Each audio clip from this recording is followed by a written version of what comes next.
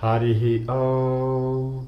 Sahana Vavatu, Sahana Bhunaktu, Sahaviryan Karavavahai, Tejasvinavadhitamastoma Vidvishavahai.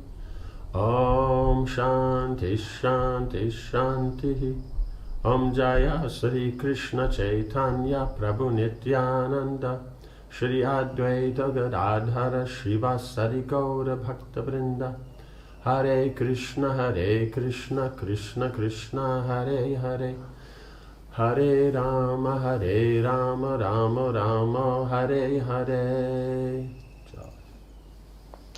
So now we have that Sanjaya has delivered Krishna's message to the Kurus, and then Duryodhana, Dhritarashtra makes some points. Duryodhana gets upset. He talks about his glories as if he's like such a great personality controlling the universe. And Karna gets up and speaks, how he'll do everything. And then Bhishma laughs and derides Karna because he's so foolish. And then Karna makes the point, no, if you're on the battlefield, I won't fight. Only if you're killed, then I will. When you stop fighting, then I will fight. Like this. So that leaves us now in the discussion, in the court. Karna stormed out of the hall. Bhishma laughed again and turned towards Duryodhana. The Suta's son is a man who keeps his word. How will he now fulfill his promise to wipe out the enemy troops? Right? Because he keeps his word. But now he said he's not going to fight as long as I'm on the battlefield. So now how is he going to get rid of the Pandavas and everything and all that? He just says, fine friend you have here, right? In this assembly, I heard him say, all of you here shall be the witness. I will again and again kill thousands and tens of thousands of enemy soldiers. How will he act upon it now? He is passionate and arrogant. At the very moment he cheated the holy Rishi Parasuram, he lost all virtue and ascetic merits. So that's the difficulty. That's why Bhishma calls him a Suta's son. And because of this, how he behaves, that's why the Pandavas call him a Suta's son. Even though, they're not saying that he won't be there and fight in the battle. They're not saying he's not a Kshatriya, he's running his kingdom, he's the king of Anga, and all these things. So as far as what duties he does, in other words, his karma is that of a Kshatriya, but his guna is that of a son of a Suta, a chariot driver. He's not qualified like that. Not that chariot drivers can't be great personalities and great devotees, but they're pointing out that his behavior is not good. His character is not good. Duryodhana was perplexed by Karna's sudden departure, but maintaining a calm appearance, again asserted that he depended on no one, right? Because he's saying, basically that he makes everything work. My kingdom is running perfectly because of me, rather than, no, you follow the rules and then you get the results. It's like going to the store and you put down money and you bought something, and so I control this store. See, I came into the store, I gave money, they gave me what I want. I'm in control of this store. That's how foolish he is. Like that. Whether or not Karna aided him, he would soon face the Pandavas and win. That's his idea. When the prince finally stopped boasting, Vidura rose from his seat and began to tell a story. There was once a fowler who set a net in the forest to capture birds. Right? A fowler means you have hunters, but hunters, they hunt anything that moves, but fowlers specifically are hunters who catch birds. Right? So hunter is a general term. Just like if you hunt fish, you call the fisherman. Like that. When it set a net in the forest to capture birds.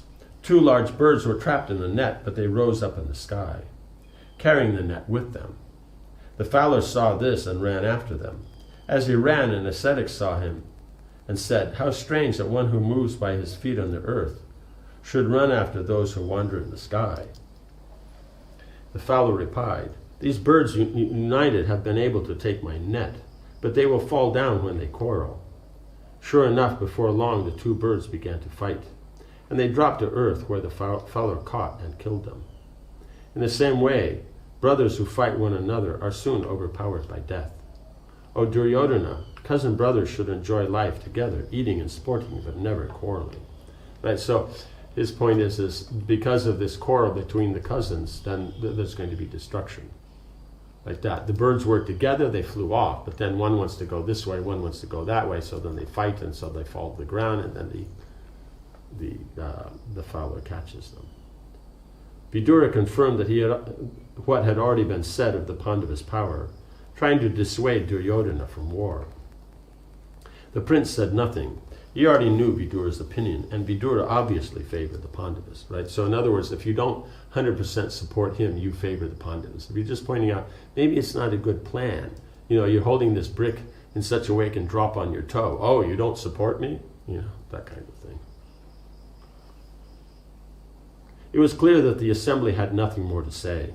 Sanjaya had delivered the Pandavas' messages, and the Kurus had replied.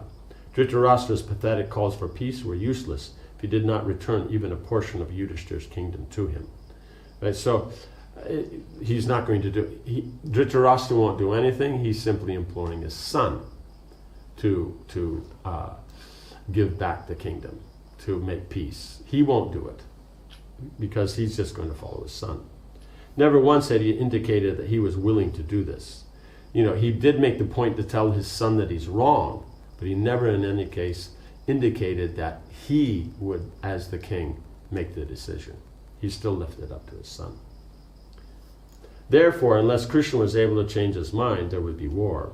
One by one, the kings and ministers left the hall. At last, Dhritarashtra sat alone with Sanjaya. Having heard everyone's opinions publicly expressed, the king now wanted to hear his secretary's opinion. Did he think there was any chance of the Kurus winning the war? Sanjaya had seen both sides and was able to assess their respective strengths. Although Sanjaya had already stated that he saw little hope for the Kurus, still the king hoped that in private he would give him a clue as to how they might win. Right? So he's thinking, okay, he didn't say much in the public thing like that, but maybe on his own, because of the relationship, he'll say something to me, and with my intelligence, then we'll be able to figure something else. Sanjaya was worried that if he spoke alone to the king, his opinion might not be taken seriously. He knew that Dhritarashtra felt he was inclined towards Pandu's sons. He therefore asked if he could call for Vyasadeva,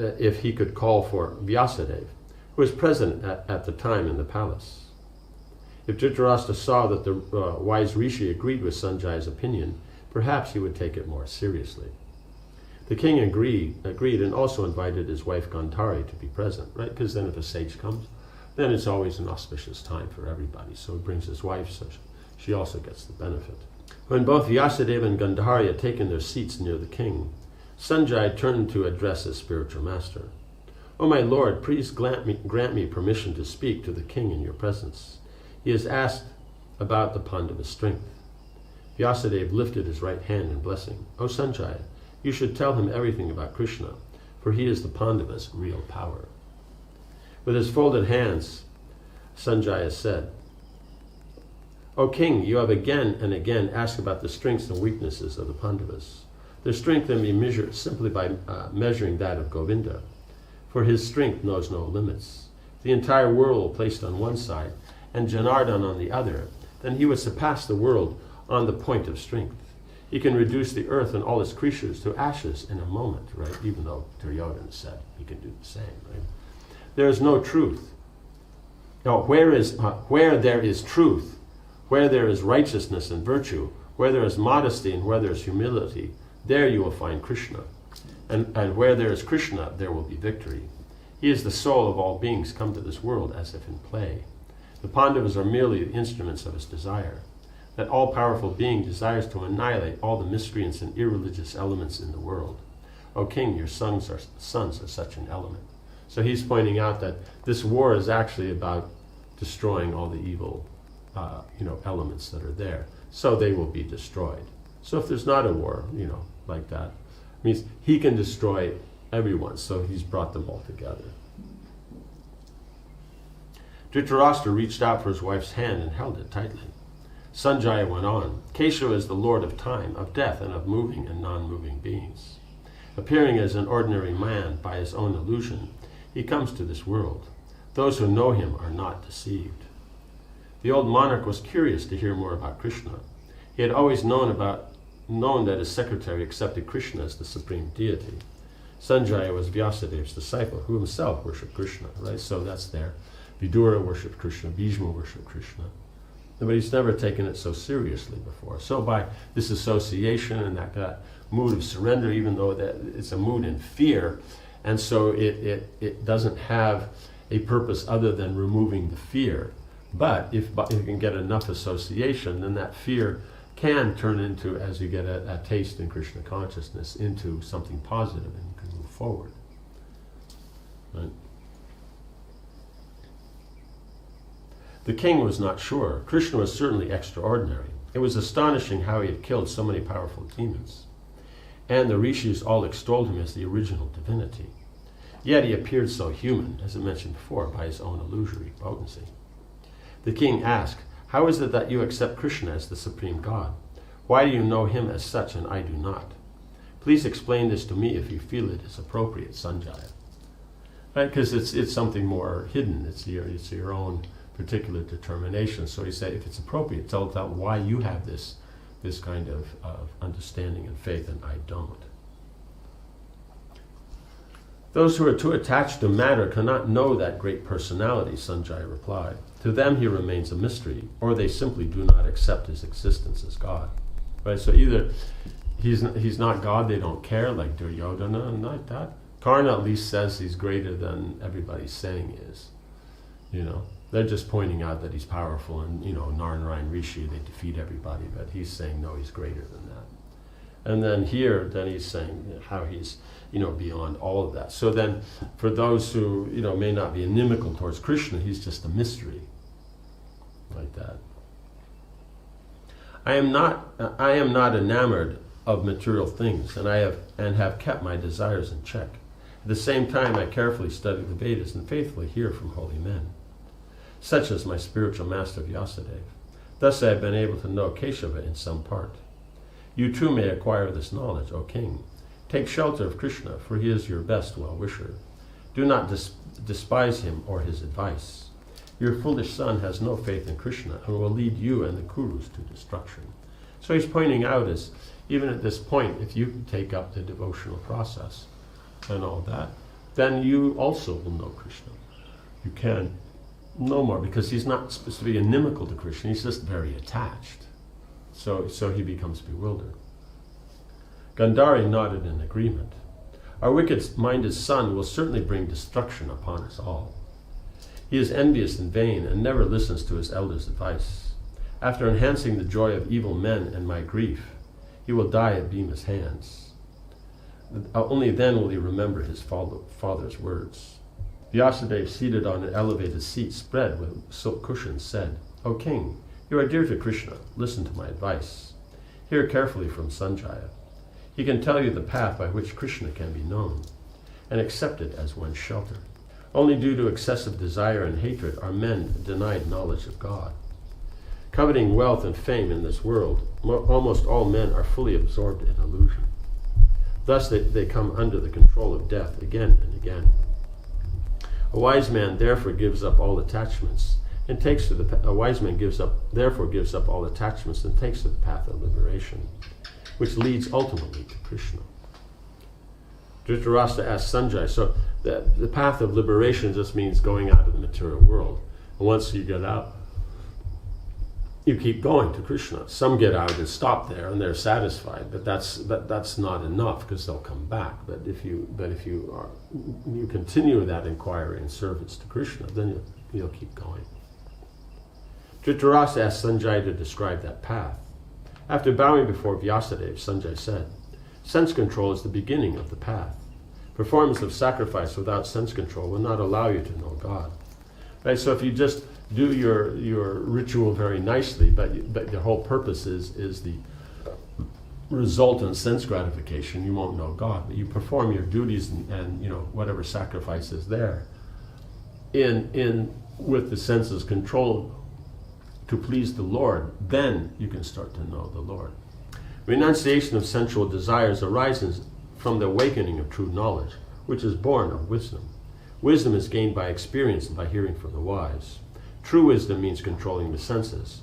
One with controlled senses will experience pleasure within as he proceeds on the path of self-realization. By this path you can attain Keshava, O king. Follow that path with a genuine desire to know and please that most ancient of deities, and success will be assured. Dhritarashtra asked his secretary to tell him more about Krishna's attributes and qualities. Sanjaya told him of Krishna's various names and their different meanings that describe him as a creator, sustainer, and ultimately destroyer of everything material and spiritual. Yeah, technically, spiritual is not destroyed.